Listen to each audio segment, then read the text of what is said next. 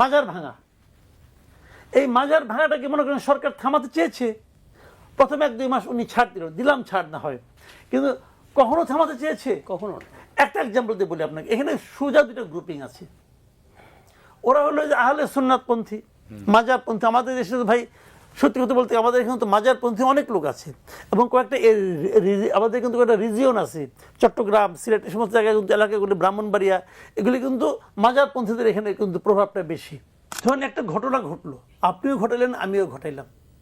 এখন আমি সরকারের আপনজন, অথবা আমার দিকে তাকাবে না, কিন্তু আপনার দিকে তাকাবে, আপনার বিরুদ্ধে মামলা হবে, আমার বিরুদ্ধে মামলা করতে গেলে মামলা হবে না। এটা কিন্তু সরকারের দৃষ্টিভঙ্গি হতে পারে না। সরকারের দৃষ্টিতে সবাই সমান। ওই যে আমরা ছোটবেলায় শুনতাম না, কাজীর বিচার, সে তাকাতো না সে কার বিচার করতেছে, সে ব্যক্তির দিকে তাকাতো না, সে তাকাতো ঘটনার দিকে। তো এইটাই হলো একটা আইডিয়াল গভর্নমেন্টের অ্যাটিটিউড হওয়া উচিত। হচ্ছে কি দেখেন, আমি সিম্পলি যে মত কালচারের কথা বলতে চাই, জাহাজের কথা বললেন, হচ্ছে না কেন বলছি হচ্ছে না এই কারণে, এই যে জাহাজের কথা বললো না, যে মাজার ভাঙা, এই মাজার ভাঙাটাকে মনে করেন সরকার থামাতে চেয়েছে। প্রথমে 1-2 মাস উনি ছাড় দিলাম ছাড় না হয়, কিন্তু কখনো থামাতে চেয়েছে কখনো।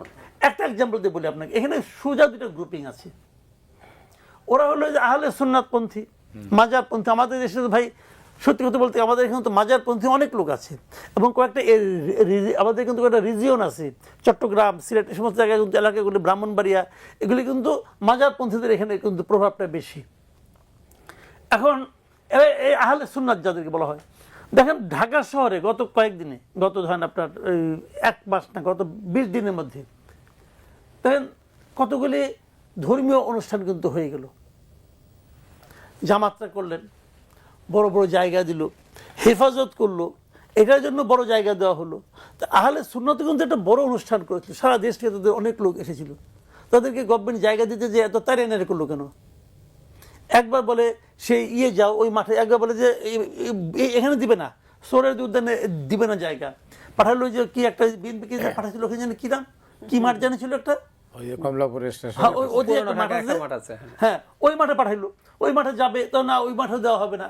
শেষ পর্যন্ত আরেক মানে আমার কাছে মনে হচ্ছিল যে আওয়ামী লীগ আমলে পুলিশ যা করেছিল ঠিক সেই কাজটাই আহলে সুন্নাতের সঙ্গে করতেছে।